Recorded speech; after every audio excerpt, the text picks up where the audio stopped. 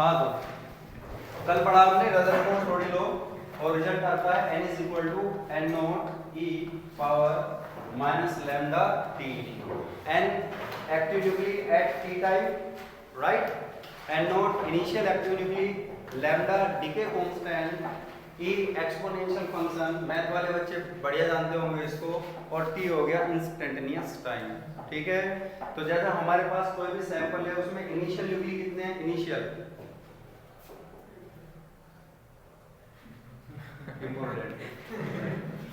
Initial nuclei कितने हैं वो तो होते हैं n नॉट।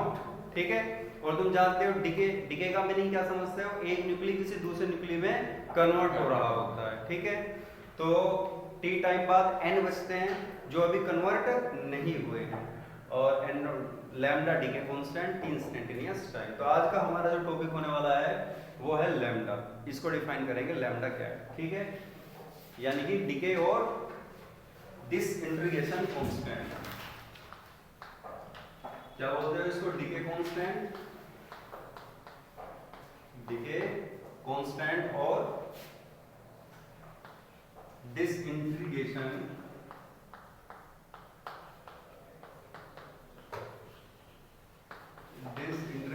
Constant lambda. ये इंपॉर्टेंट है भाई ना केवल 12th क्लास के पॉइंट ऑफ व्यू से बल्कि इसमें एंट्रेंस एग्जाम में भी पूछ लेते हैं। तो देखो ध्यान से हमने पढ़ रखा है तुमने लिखा बाय रदरफोर्ड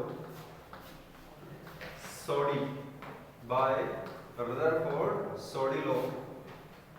रदरफोर्ड सोडी लॉ क्या कहता है n इज इक्वल टू या छोड़ो ये तो उसका स्टेटमेंट फॉर्मूला हो गया। रदरफोर्ड सोडी लॉ क्या कहता है भाई कि dn upon dt is equal to minus lambda n। यहां से तो आया था फर्स्ट टाइम लैम्डा और बल्कि ये बोल दो माइनस इधर था स्टार्टिंग में तो मैं क्या कह सकता हूं lambda is equal to dn upon dt। अगर मैं इसका मोड ले लूं है ना तो मोड के अंदर नेगेटिव है तो भी कोई दिक्कत वाली बात नहीं है जानते हो तुम वैल्यू पॉजिटिव हो जाएगी अपॉन n।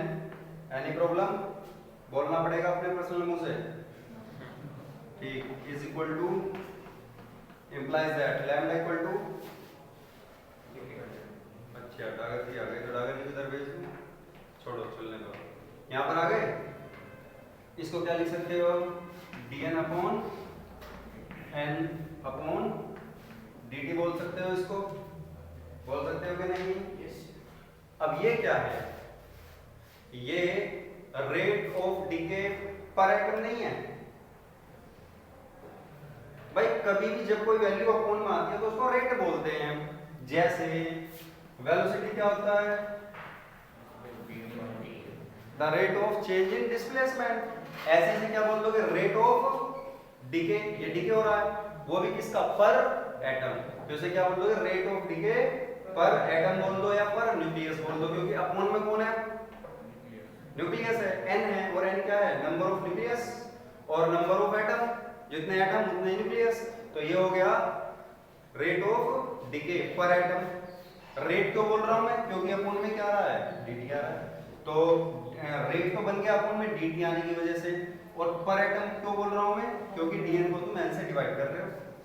क्लियर तो डेफिनेशन क्या बनती है the ratio of rate of decay per atom. इसको एक बार बोल जाओ तो dn अपॉन dt क्या है रेट ऑफ डीके अपॉन में dt आ गया और वो भी किसका अपॉन में n है तो पर एटम। तो डेफिनेशन क्या हो गई the ratio of rate of decay per atom known as disintegration constant lambda. Definition clear तो डेफिनेशन बन गई भाई क्या the ratio of rate of DK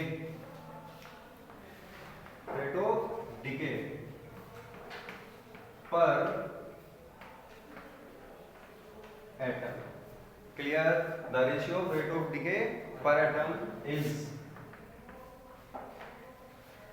called decay constant। ये हो गई हमारी डेफिनेशन।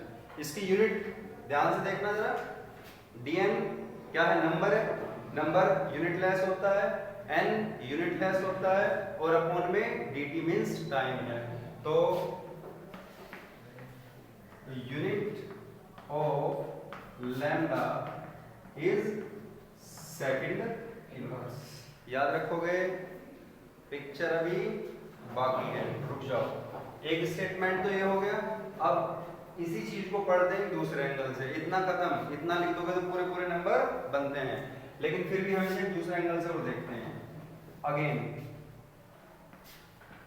अकॉर्डिंग टू वही अपना रदरफोर्ड सोडी लॉ।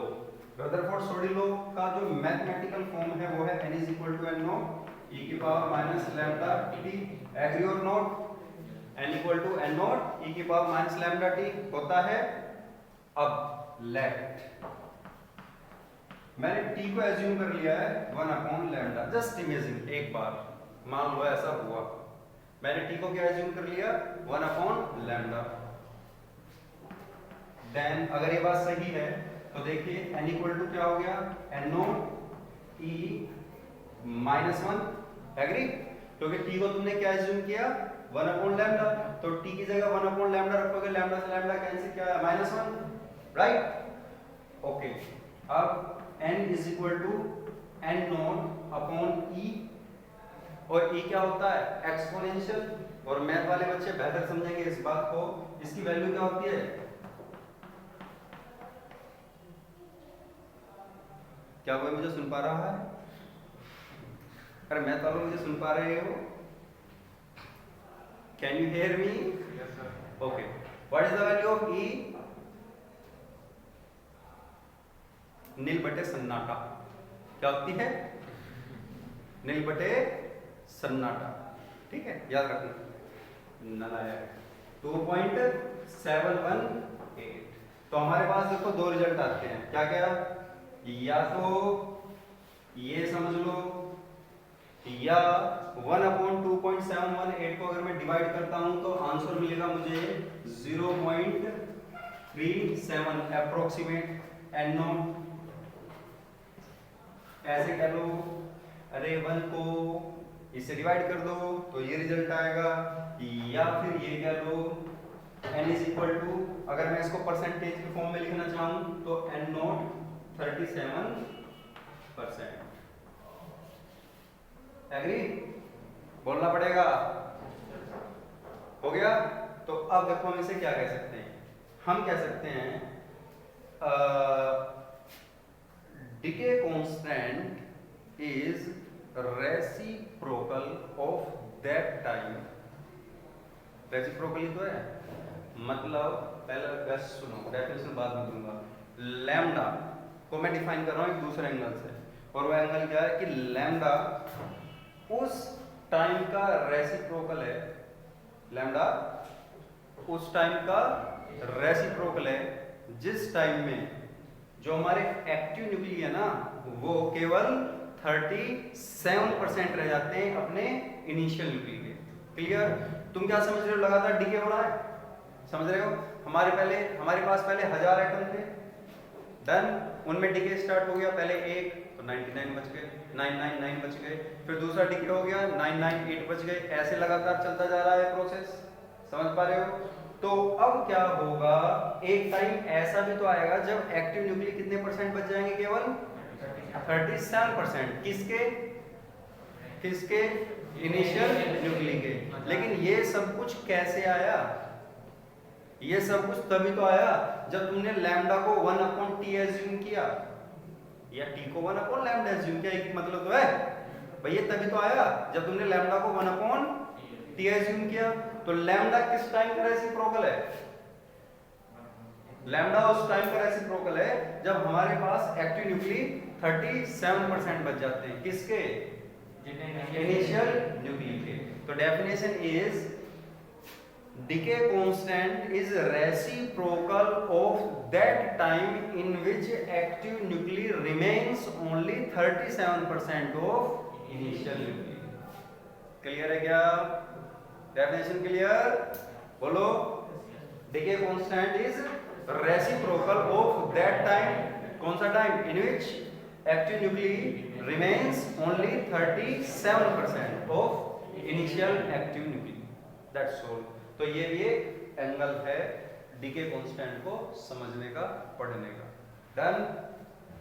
इस सारे को नोट करो.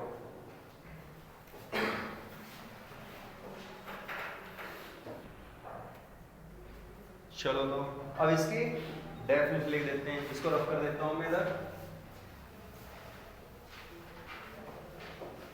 तो बताओ जवानों, डेफिनेशन क्या बनती है? बोलो. decay constant is reciprocal of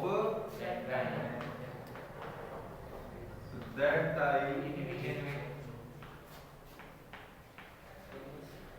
in which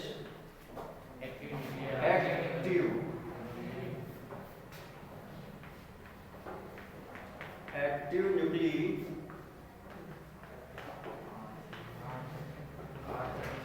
remains, कितने बच गए? active nuclei remains 37% of initial active nucleus. ठीक है ना? ये हो गई हमारी दूसरी डेफिनेशन जो यहां से आई. तो उम्मीद करता हूं ये डीके कांस्टेंट, डिसइंटीग्रेशन कांस्टेंट का कांसेप्ट में समझ में आ गया होगा. आ गया क्या? गुड. वेरी. अब जो हमारा नेक्स्ट टॉपिक है वो है हाफ टाइम या हाफ लाइफ. इसी से ही रिलेटेड है और एनसीईआरटी में तो ये टॉपिक सारे डिलीट हो चुके हैं. ये जितने भी टॉपिक हैं जो हम पढ़ रहे हैं एनसीईआरटी ने इनको डिलीट कर दिया है.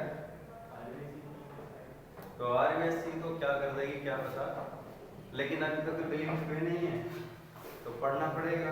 तो नेक्स्ट टॉपिक क्या? Half life. स्टार्ट करते हैं.